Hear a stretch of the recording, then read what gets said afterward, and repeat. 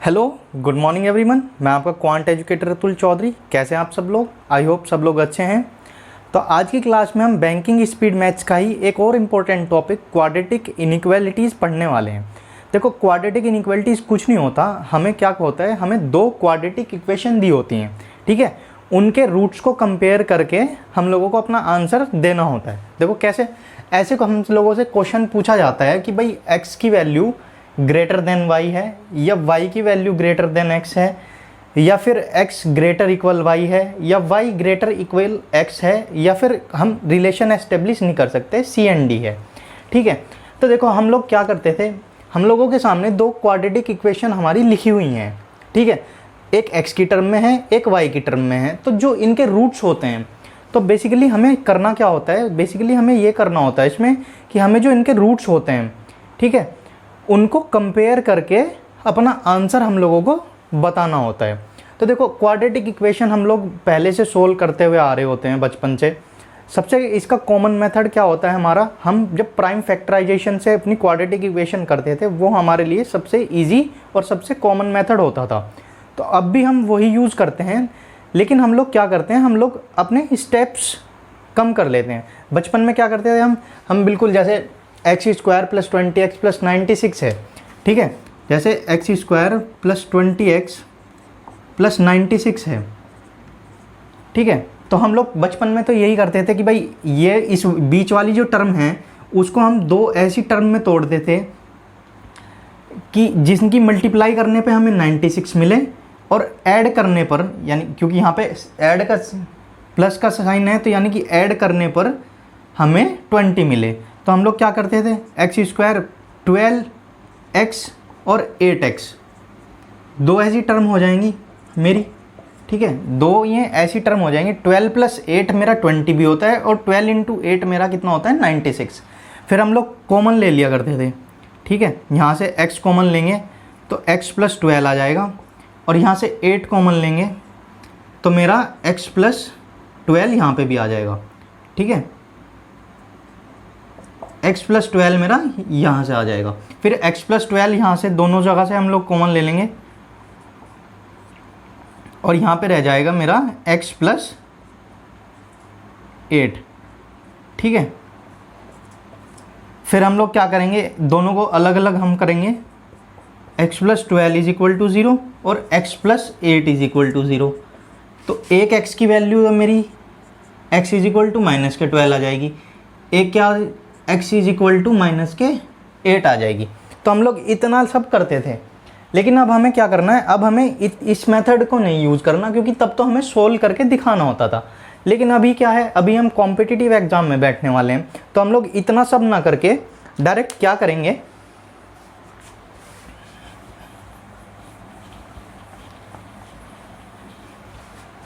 तो हम लोग इतना सब ना करके अभी डायरेक्ट क्या करेंगे, जैसे हमारे पास ये क्वाड्रेटिक इक्वेशन है। देखो, अच्छा हाँ, इक्वेशन और रूट्स के लिए मैंने आप लोगों को एक टेबल बताई थी। देखो दोबारा मैं बता देता हूँ,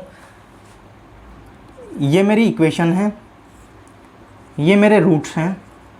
इनके सिंबल के लिए मैंने आप लोगों को बताया था, ये मेरा पॉजिटिव नेगेटिव, दोनों पॉजिटिव और दोनों नेगेटिव, ठीक है। दोनों पॉजिटिव हैं तो एक बार दोनों नेगेटिव लिख दो, उसके बाद ये वाले साइन यहाँ पे, दूसरे नंबर वाले तीसरे नंबर पे, और तीसरे नंबर वाले हमारे चौथे नंबर पे। तो ये एक मेरी टेबल होती है, ठीक है। अगर आप ये टेबल याद कर लेंगे तो इससे आपको बहुत फ़ायदा होने वाला है। कैसे, जैसे देखो मेरे दोनों सिंबल कैसे हैं, मेरे दोनों सिंबल इक्वेशन में पॉजिटिव हैं। तो जब दोनों मेरे सिंबल पॉजिटिव होते हैं तो मेरे जो रूट्स होंगे उनकी जो दो वैल्यू होंगी वो मेरी नेगेटिव होंगी, ठीक है। अब देखो 96 को जब हम ब्रेक करेंगे फैक्टर्स में, जो दो टर्म मेरी आएंगी वो माइनस के 12 और माइनस के 8 आ जाएंगे, ठीक है।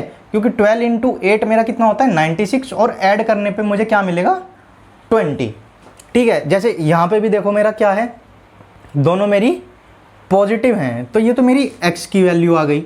अब अगर मैं y के रूट्स की बात करूं, तो y के अगर मैं रूट्स देखूंगा, तो अगर मैं इसे 8 और 6 में डिवाइड करूंगा 48 को, ठीक है, 8 और 6 में, क्योंकि दोनों जगह मेरा पॉजिटिव है यहाँ भी, तो रूट्स में मेरा क्या आएगा, दोनों जगह नेगेटिव। ठीक है, तो अब देखो, अब सिंपली हमें यहाँ पे ये देखना है कि क्या करना है, हमें रूट्स कंपेयर करने हैं। ठीक है, हमें रूट्स कंपेयर करने हैं। देखो x की वैल्यू मेरी क्या है, -12 और -8, और y में क्या है मेरे पास दो वैल्यू, -8 और -6। अब देखो -12 जो है वो मेरा इससे भी छोटा है और इससे भी छोटा है। ठीक है, -12 जो है मेरा, क्योंकि ये वैल्यू नेगेटिव में है और नेगेटिव में जो वैल्यू बड़ी होती है वो छोटी होती है। ठीक है, तो -12 मेरा -8 से भी छोटा है, -6 से भी। अब जो मेरा -8 है वो -8 के तो बराबर है, लेकिन -6 से मेरा छोटा है, और जो मेरा -6 है वो मेरा -12 से भी छोटा है और -8 से भी। तो क्या इसे मैं कंपेयर करके ये बता सकता हूँ कि जो मेरी x की वैल्यू है वो, जो मेरी y है, y मेरा ग्रेटर भी है, क्योंकि मेरी 6 जो है वो x से ग्रेटर भी है, और जो मेरा 8 है वो x की एक वैल्यू के इक्वल भी है। तो जो मेरा y है वो ग्रेटर इक्वल x आ जाएगा क्या यहाँ से। ठीक है, तो ये मेरा आंसर हो जाएगा उसके हिसाब से। ठीक है, तो हमने क्या किया था, हमारे पास दो इक्वेशन थी, उनके कुछ नहीं किया, हमने दोनों जगह फैक्टर ब्रेक किए, उन फैक्टर्स के सामने हमने साइन लगाया और सिंपली अपना आंसर बता दिया। ठीक है, तो उतना प्राइम फैक्टराइजेशन हमें करने की ज़रूरत नहीं है, बस हमने देखना है कि हमारे टर्म्स क्या आ रही हैं और डायरेक्ट हम अपना आंसर लेके आएंगे। देखो दोनों पॉजिटिव थे तो दोनों नेगेटिव वैल्यू आ गई। ठीक है, चलो और एग्जांपल करते हैं। देखो जैसे एक और एग्जांपल हम लोग देखें, x² प्लस के 15x प्लस के 56 इज इक्वल टू 0 है। देखो 56 को अगर मैं दो टर्म में डिवाइड करूंगा तो मेरा 8 और 7 मेरा 15 भी होता है, और 8 × 7 मेरा 56 भी होता है। तो x की वैल्यू जो है मेरी वो क्या आ जाएंगी, -8 और -7 आ जाएंगी, क्योंकि दोनों जगह पे फिर से पॉजिटिव है तो दोनों वैल्यू मेरी नेगेटिव आएंगी ये वाली। तो और y की अगर मैं बात करूं, क्योंकि मेरे पास 30 है तो 6 × 5, देखो 6 × 5 30 भी होता है, और 6 + 5 मेरा 11 भी होता है। ठीक है, तो 6 और 5। अब देखो, अब कंपेयर करो, अब कंपैरिजन में अगर हम देखें तो -5 इन दोनों से छोटा है, मतलब इन दोनों से बड़ा है, और -6 भी इन दोनों टर्म से बड़ा है, क्योंकि -7 और -8 जो है मेरे -5 और -6 से हमेशा छोटा होगा। तो यहाँ पे मैं डायरेक्ट क्या बोल सकता हूँ कि मेरी y की वैल्यू जो है वो x से बड़ी है, जो मेरी y की वैल्यू है वो x से बड़ी है। ठीक है, चलिए और एग्जांपल करते हैं। अब देखो, अब मेरे सामने एक और एग्जांपल लिखा हुआ है। देखो जब भी हमारे सामने ऐसी टर्म होती हैं जिनका x² के कोफिशिएंट में भी कुछ वैल्यू लिखी हो, तो हम लोग क्या करते थे, उस वैल्यू की मल्टीप्लाई अपने लास्ट वाली टर्म में कर लेते थे। तो 3 × 20 मेरा कितना हो जाएगा, 60। ठीक है, अब 60 के मुझे, अब देखो मुझे 20 के फैक्टर नहीं करने, अब मुझे 3 × 20 के फैक्टर करने हैं, जिनका सम करने पे मुझे 17 मिले। तो 12 और 5 मेरे दो ऐसे फैक्टर हो जाएंगे, क्योंकि 12 + 5 मेरा 17 होता है, और 12 × 5 मेरा कितना होता है, 60। ठीक है, तो x की जो मेरी वैल्यू आएगी वो मेरी कितनी आ जाएगी, -12 और -5, क्योंकि दोनों जगह पे पॉजिटिव है तो मेरी दोनों रूट्स की जो वैल्यू है वो नेगेटिव आ जाएगी। अब ऐसे ही अगर मैं y की बात करूं तो 18 × 5 मेरा होता है 90, और 90 को अगर मैं दो ऐसे फैक्टर में ब्रेक करूं जिनका सम करने पे 33 मिले और मल्टीप्लाई करने पे 90, तो कितना हो जाएगा मेरा, y की वैल्यू मेरी हो जाएगी -30 और -3, क्योंकि 30 × 3 मेरा 90 भी होता है, और 30 + 3 मेरा 33 होता है। ठीक है, अब देखो, अब हमें क्या करना है, अब हमें डायरेक्ट इन्हीं वैल्यूज़ को कंपेयर नहीं करना। ठीक है, क्योंकि हमारे कोफिशिएंट की भी तो मल्टीप्लाई की थी। अब या तो आप ये करो, क्योंकि हमने 3 की मल्टीप्लाई 20 में करी थी, आप लोग इसे डायरेक्ट 3 से भी डिवाइड कर सकते हो। ठीक है, इसमें 5 से मल्टीप्लाई करी थी तो आप लोग 5 से डिवाइड कर सकते हो और उसके बाद इन्हें कंपेयर कर सकते हो। या फिर आप क्या कर सकते हो, देखो एक इजी वे और होता है इसका, आप लोग क्या करो, आप लोग ऐसे ना करके हम क्या करेंगे, हम थोड़ा अलग चलेंगे। हम लोग क्या करेंगे, हम लोग y के कोफिशिएंट की वैल्यू x के टर्म में करेंगे, ठीक है। y की कोफिशिएंट की वैल्यू x में मल्टीप्लाई करेंगे तो 12 इंटू 5 मेरा कितना हो जाएगा, माइनस के 60, और 5 इंटू 5 मेरा कितना हो जाएगा, माइनस के 25। अब 3 इंटू 30 मेरा कितना हो जाएगा, माइनस के 90, और 3 इंटू 3 मेरा कितना हो जाएगा, माइनस के 9। देखो ऐसा हमने क्यों किया, हमने क्रॉस में क्यों मल्टीप्लाई करी, y के कोफिशिएंट की x में और x के कोफिशिएंट की y में, क्योंकि जब हम 5/3 करते तो हमारी टर्म पॉइंट में आती, ठीक है। जब हम 3/5 करते तो फिर से हमारी टर्म पॉइंट में आती। देखो पॉइंट में हम लोग जब कंपेयर करते हैं चीज़ों को, और जैसे फैक्टर अगर हम x अपॉन वाई की फॉर्म में भी या p अपॉन क्यू की फॉर्म में भी नहीं रहने देते तो हमें कंपेयर करने में बड़ी प्रॉब्लम होती। लेकिन जब अगर हम क्रॉस मल्टीप्लाई से कर लेंगे तो हमारे पास हमेशा टर्म जो बनेंगी वो कंप्लीट टर्म्स बनेंगी, ठीक है। और कंप्लीट टर्म्स को कंपेयर करना हमें हमेशा ईजी लगता है और वो जल्दी हो भी जाता है। तो इसीलिए हम लोग क्या करेंगे, x के कोफिशिएंट की मल्टीप्लाई y के सॉल्यूशंस में करेंगे और y की कोफिशिएंट की मल्टीप्लाई x के सॉल्यूशंस में करेंगे। अब देखो, अब जब हमें कंपेयर करना है तो माइनस का 90 जो है मेरा इन दोनों से छोटा है, लेकिन माइनस का 9 मेरा इन दोनों से बड़ा है। तो क्या मैं ये बोल सकता हूँ कि इन दोनों टर्म को मैं कंपेयर ही नहीं कर सकता, यानी कि C एंड D मेरा आंसर हो जाएगा, कैन नॉट बी डिटरमाइंड, ठीक है। तो आई होप आप लोगों को समझ आया होगा। और एग्जांपल देखते हैं, चलो। अब देखो, अब जैसे मेरे पास ये दो इक्वेशन है, इसमें हमारे पास x का कोफिशिएंट 7 है, तो 7 इंटू 12 हम लोग करेंगे। 7 इंटू 12 हमारा कितना होता है, 84। अब देखो 84 को हम लोगों को ऐसी दो टर्म में ब्रेक करना है जिन्हें सब्ट्रैक्ट करने पर, देखो क्योंकि माइनस का साइन है तो सब्ट्रैक्ट हम लोगों को करना पड़ेगा, जिन्हें सब्ट्रैक्ट करने पर 17 आए और मल्टीप्लाई करने पर हमारा 84 आए। तो हमारी दो ऐसी टर्म क्या होती हैं, 21 और 4। 21 में से जब हम 4 सब्ट्रैक्ट करेंगे तो हमारा 17 आ जाएगा, और 21 इंटू हम 4 करेंगे तो हमारी वैल्यू क्या आ जाएगी, 84 आ जाएगी।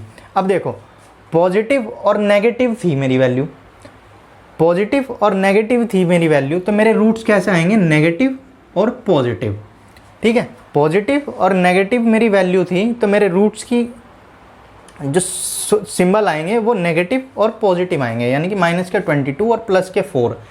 माइनस के 21 में जब हम 4 ऐड करेंगे तो हमें कितना मिलेगा, 17, और जब हम इन दोनों की मल्टीप्लाई करेंगे तो हमें कितना मिलेगा, 84, ठीक है। ऐसे ही अगर मैं y की बात करूं तो ये हमारा कितना है, 8 इंटू 6, मतलब 8 इंटू 6 तो मेरे पास 48 की वैल्यू है। देखो 48 को अगर मैं ब्रेक करूँगा 2 में तो 8 इंटू 6 तो मेरे पास ये है, और एक 7 की भी मल्टीप्लाई मुझे इसी टर्म में करनी थी, तो 7। अब मुझे 62 बनाना है, देखो तो मैं क्या करूँगा, 8 7 जा 56, 8 7 जा 56, और अगर मैं उसमें 6 ऐड कर दूंगा, देखो y की वैल्यू हमारे पास क्या आ जाएंगी, 56 और 6। कैसे, क्योंकि 56 में जब मैं 6 ऐड करूंगा तो मेरे पास 62 आ जाएगा, क्योंकि यहाँ पे देखो सिंबल एडिशन का है, तो यानी कि टर्म्स को ऐड करके मुझे क्या आना चाहिए, मेरे पास 62 आना चाहिए। तो 8 इंटू 7 मेरे पास 56 आ जाएगा, और उसमें मैं 6 ऐड करूँगा तो मेरे पास क्या आ जाएगी, मेरी वैल्यू 62 आ जाएगी, ठीक है। अब देखो सिंबल क्या होंगे, जब मेरे पास नेगेटिव और पॉजिटिव है, नेगेटिव और पॉजिटिव है तो मेरे दोनों रूट्स कैसे हो जाएंगे, मेरे दोनों रूट्स हो जाएंगे पॉजिटिव।